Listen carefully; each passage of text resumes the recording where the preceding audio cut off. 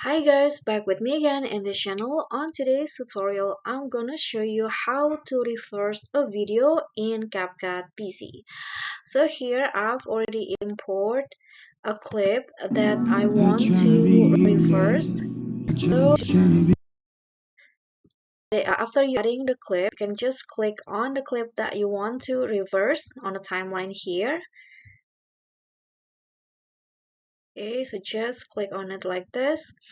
And then if you see there is lots of tools in here, and to reverse you just need to click on this icons right here, like the play button with reverse icon. I think you can see this is reverse, so just click on this, and now just wait until CapCut reversing your clip.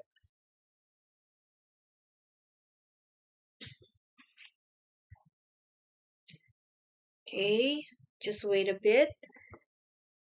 And after this, you are done. The reverse has been completed, and you can see the result here. Okay guys, so that's all from me. Thank you so much for watching. I hope you this video. So please like, smash that subscribe, thumbs up, and click on the thanks below. I'll see you all on the next tutorial. Bye.